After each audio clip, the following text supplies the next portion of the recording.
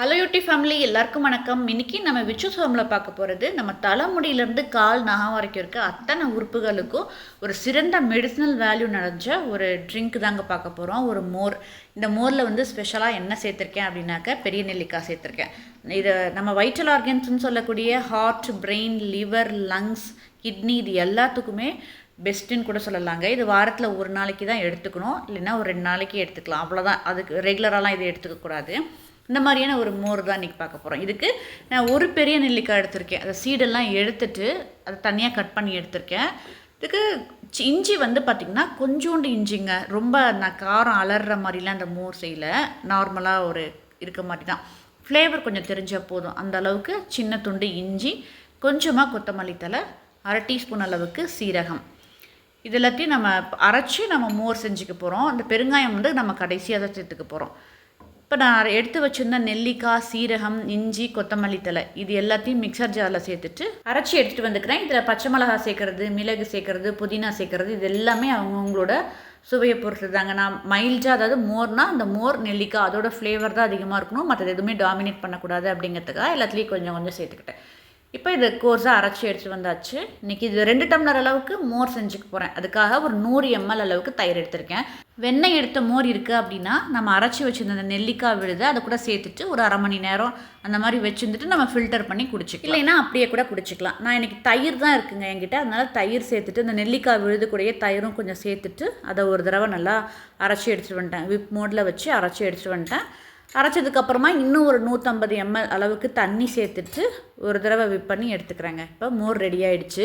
நம்ம 100 ml தயிருக்கு ஒரு 150 ml, ஒரு 200 ml தண்ணி சேர்க்கும்போது அது கரெக்டாக இருக்கும். ரொம்ப தண்ணியாட்டமும் இருக்காது, திக்காகவும் இருக்காது, கரெக்டாக இருக்குங்க. இதில் என்ன ஒரு விஷயம்னா, நம்ம மிக்சர் ஜாரில் இப்படி போட்டு அரைக்கும் போது நம்ம தயிர் போட்டுட்டு நெல்லிக்காய் விழுதையும் ஒன்றா அரைச்சோம் பார்த்தீங்களா, அந்த டைமில் அரைச்சிட்டு இன்னொரு பாத்திரத்துக்கு மாற்றிட்டு கூட நம்ம தண்ணியை மிக்ஸ் பண்ணிக்கலாம்.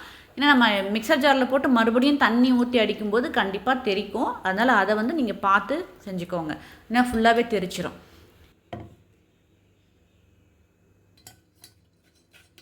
இப்போது ரெடியாக இருக்க இந்த மோரை நான் வடிகட்டி வச்சு வடித்து எடுத்துட்டேன். நல்லா பிழிஞ்சு எடுத்துக்கலாங்க. அப்போ தான் நமக்கு அந்த நெல்லிக்காவோட சாறு, எசன்ஸ் எல்லாமே நமக்கு இந்த மோரில் கிடச்சிரும்.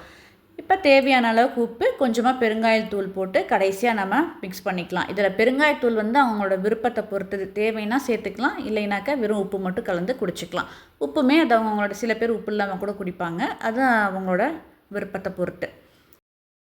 இந்த நெல்லிக்காய் மோர் பொறுத்த வரைக்கும் வாரத்தில் ஒரு நாளைக்கு இல்லை 2 நாளைக்கு அந்த மாதிரி செஞ்சு குடித்தாலே போதுங்க. மற்றபடி நம்ம நெல்லிக்காய் விட்டுட்டு இதே மாதிரி மோர் நம்ம ரெகுலராக எடுத்துக்கிட்டோம்னாக்கா அதுவும் நமக்கு அவ்வளோ நல்ல விஷயந்தான். மோர், வெண்ணெய் இல்லாத மோர் குடிக்கிறது ரொம்பவே நல்லது. இப்போ பார்த்திங்கன்னா நான் இன்னொரு டம்ளருக்கு, கிளாஸ் டம்ளருக்கு நான் மாற்றிக்கிறேன். ரொம்ப டேஸ்ட்டாக இருந்துச்சு அந்த ஃப்ளேவரோட. நான் இன்னொன்று சொல்ல மறந்துட்டேங்க, இதை அரைக்கும் போது 2 கருவேப்பிலை தலையும் போட்டு அரைச்சிக்கிட்டேன். அதுக்கு மேலே சேர்த்தோம்னா ஒரு மாதிரி கசப்பான மாதிரி ஆகிடும். அதில் ஒரு 2 கருவேப்பிலை தலையும் சேர்த்து அரைச்சி எடுத்துக்கிட்டேன். நெல்லிக்காய் சும்மா சாப்பிட்றதுக்கோ இல்லைனா ஜூஸ் மாதிரி தண்ணியில் அரைச்சி குடிப்போம் இல்லையா, அந்த மாதிரி குடிக்கிறதுக்கு கொஞ்சம் சிரமமாக இருக்குதுன்னு நினைக்கிறவங்க இந்த மாதிரி நெல்லிக்காய் மோராக எடுத்துக்கலாம். இதோட ஃப்ளேவர் வந்து ரொம்ப தெரியலங்க, நார்மலாக இருந்துச்சு. அதனால் இந்த மாதிரி கூட நீங்கள் சாப்பிட்டுக்கலாம். அவ்வளோதாங்க, சுவையான நெல்லிக்காய் மோர் ரெடி ஆகிடுச்சு. நம்ம அரைச்சிட்டு வடிகட்டி வச்சுருந்த பார்த்திங்களா நெல்லிக்காய் விழுந்து, இதை நம்ம வேஸ்ட் பண்ணாமல் என்ன செய்யலான்னா, இதை வந்து கொஞ்சமாக உப்பு சேர்த்துட்டு தேவையான அளவுக்கு தயிர் சேர்த்துட்டு 2-3 ட்ராப்ஸ் லெமன் சேர்த்து மிக்ஸ் பண்ணிட்டாங்க. இது சும்மா சாப்பிட்றதுக்கு ரொம்ப நல்லா இருந்துச்சு. இல்லைனா ரைத்தா மாதிரி நம்ம எதாவது சாப்பிட்டு கூட வச்சு சாப்பிட்டுக்கலாம்.